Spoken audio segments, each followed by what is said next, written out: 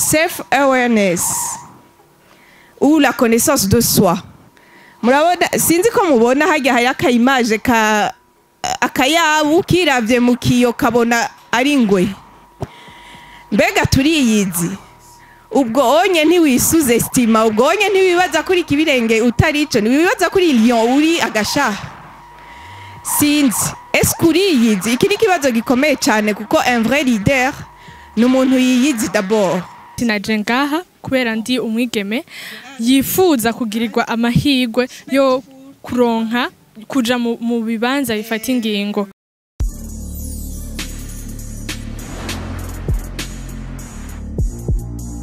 Hello kunzi ba Buja Hit TV, ni mwaramutse canke mwiriwe banye no muherereye umwe wese ahereye, nibaze ko mukomeza kudukurikira gatanu kuri nko mutsango mumenyereye muri kumwe na Krista. Turi kumwe n'umwe rero mu bagize n'abamambre bo ngaha agira dusigurire mbega turakwakiriye kuri micro za Buja Hit TV.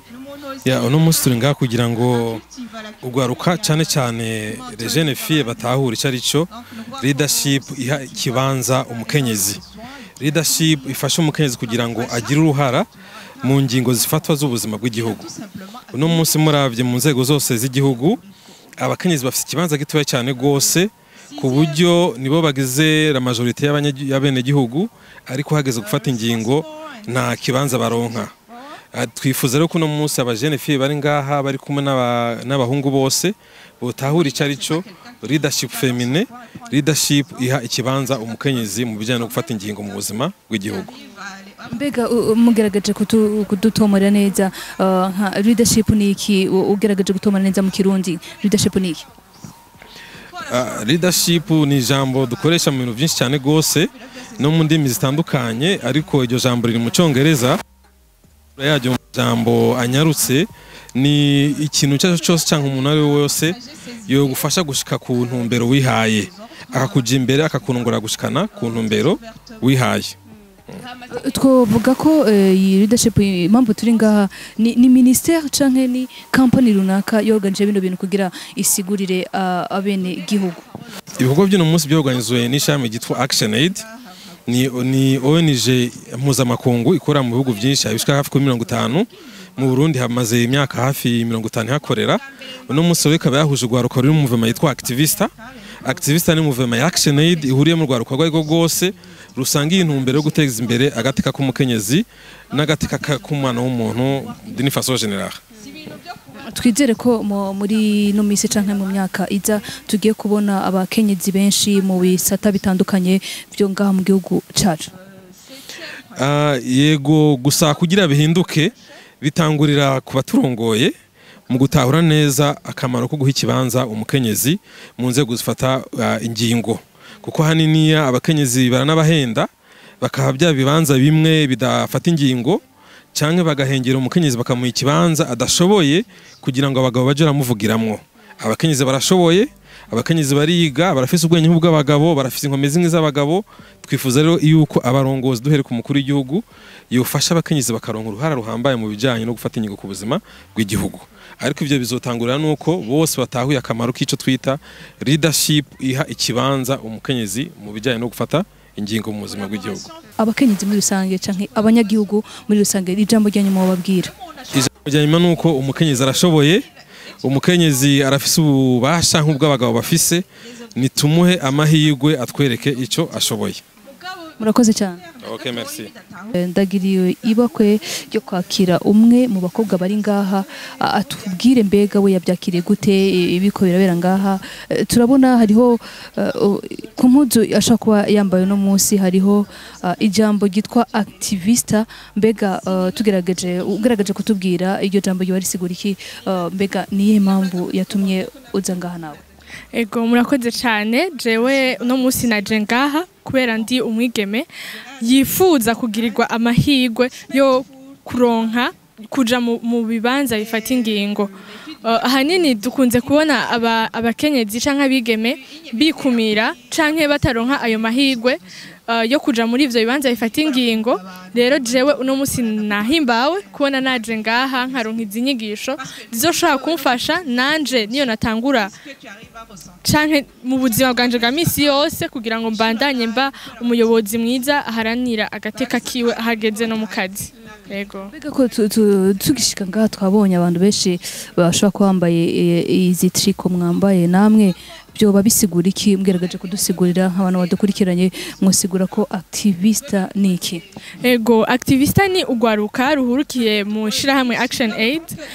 Ugo gwaruka rero rukaba gwaragiye hamwe kugira ngo rubandanye runonosora runafashanya mu bijanye no kwiteza imbere eka ndetse no gufasha abandi kuvyerekeye agateka kabo.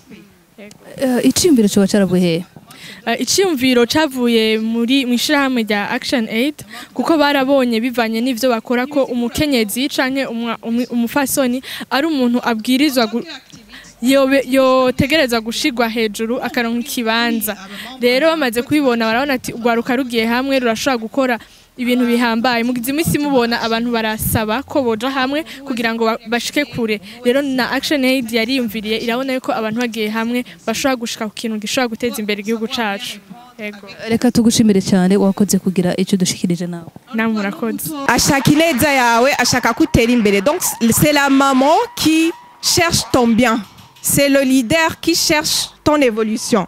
Donc on va y aller directement, pardon, Égoucha. Premier principe, il y a feminist leadership. Alors, on va dire qu'il va vraiment justement est-ce qu'on est leader ou pas du tout. Bon, mon il y a ma principe de leadership féminin. Nashaka kubabwira ko atari kintu ubunyene ni mwaheza kubyiga muca mubiba. Ni ibintu que tu pratiques du jour au jour. Hanyuma, on ne se réveille pas du jour au lendemain. Ou les meilleurs, moi, il y a ma principe. Oui, ga kumus, oui, améliora kumus. Donc, premier principe, self-awareness, ou la connaissance de soi. Sinzi ko mubona hajya hayaka image ka akayabu kiravye mu kiyo kabona ari ingwe. Mbega turiyizi. Ubwo onye ntiwisuze estima, ubwo onye ntiwibaza kuri kibirenge utarico, ntiwibaza kuri lion uri agasha. Sinzi, est-ce kuri yizi? Iki ni kibazo gikomeye cyane kuko un vrai leader ni umuntu yiyizi d'abord. Arazi ati mes émotions zimeze gutya. Mbega iyo bakurenganije tu réagis comment? Mbega iyo ugomba wishure après akarenganyo urazi gukontrola émotion yawe, urazi kumenya émotion que tu viens de subir muri uyo mwanya iyo ariyo. Parfois c'est la colère, parfois c'est la peur. Urumva umuntu akubwiye haguruka wewe nta kibanza ufise ngaha. Ni washabura muri wewe urazi kureconnaître émotion uhejeje kugira. Ivyo biri très important kubimenya nk'ubu bagushavuje ukumva émotion ukamenya ati c'est quelle émotion que je viens de ressentir. Et c'est la peur. Et c'est ubwishime. Et c'est quoi? Après umaze kureconnaître l'émotion urashobora no kumenya ingene wishura kuko ucanaliza tes émotions ukamenya inyishu utangiriyo. Donc self awareness kumenya gutahura situation urimwo, ce que tu arrives à ressentir hanyuma ukamenya ingene wishura. Umulidер rero si umuntu yishura du n'importe quoi et de tout. Ndashobora kuba ndenganijwe mugasima kananje nce nerura. Oya ndashobora gukanaliza emotion numvise ishavu par exemple hanyuma nkitemporiza ko yamba nzi par exemple ati nshavura n'ingoga nkaca nitemporiza ko yandiyitsi kugira sinishure nabi ngo mpave mpasa pour un impoli hanyuma ibintu bikagibandanya bigenda neza. Muri uyo mwanya mba nerekanye un leadership féminin ikomeye kubera mba niyizi yose. Tuje ku ya kabiri, self-care and caring for others. Umuntu yiyizi amenya ingene yifata neza. Self-care mwese ngira murayumva. Nimba nkeneye kuronka ico nzoha abandi, il faut quand même ko nanje mbanza kuciha. Donc nimba nkeneye kuba ndi en bonne forme ejo kugira ngo nje gufasha abandi, il faut quand même que je me repose ou je prenne quelque chose pour me mettre à l'aise. Umuntu ari selfish agarukira hajya bamuha gusa. Donc baraguha gusa ugaca witekana muhiri wawe ugaca uba tranquille, tu donnes à personne d'autre. Et ni égoïsme ni selfish. Donc toi tugo tuvuga self care and caring for others. Nukuvuga ko uraronka ugaha abandi. That's the way to prove that you are practicing feminist leadership. Troisième principe, de modeling BAs.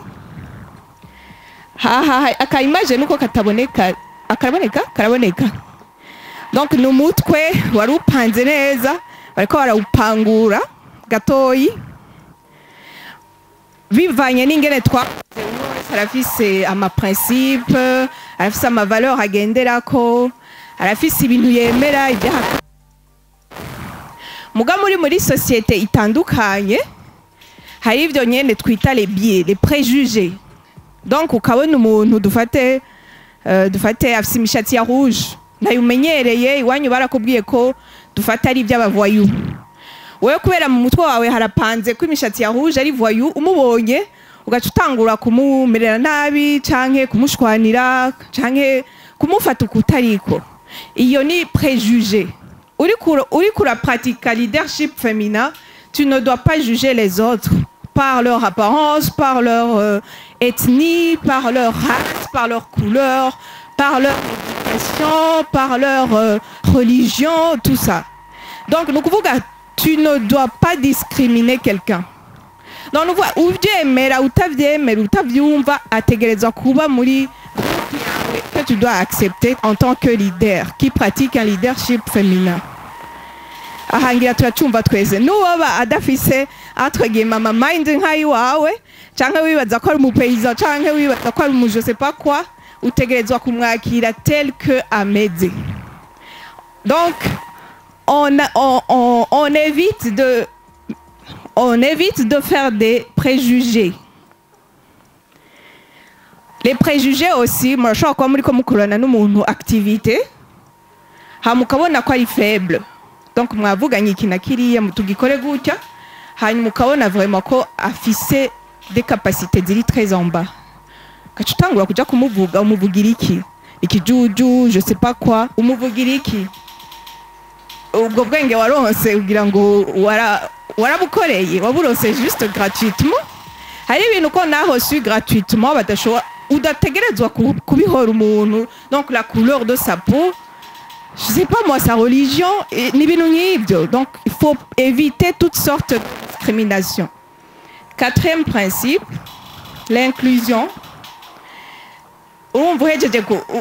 Bien évidemment, birakurikirana. Donc tu évites la discrimination pour inclure tout le monde. Donc on voit chrétiens, musulmans, noirs, blancs, hutu, tutsi, ikimuga, ikitaikimuga, filles, garçons, bose utegerezwa kubafata nk'abantu nkawe kandi mu ma interaction yawe avec eux, tu ne dois pas les mettre à l'écart. Hari ikintu dukunze kubona yo umuntu apratika leadership féminin n'utayikora urashobora kumubona. Par exemple ukazibona nk'ahantu muragiye ahantu dufate ni poste bashaka bariko baragira appel d'offre, hagaca haza abadamu bagaca bahora ngo n'abadamu parce que batwara inda, parce que bafata congé. Non mais ni discrimination itagira izina kandi exclusion nta nubwo ari inclusion na gatoya. Donc si on doit exclure toutes les dames mu kazi kubera ngo batwara inda, le monde sera des hommes ngira ngo bonyene. Kandi urumva ntabwo ari leadership uri kura pratique, tu n'es pas un leader du tout.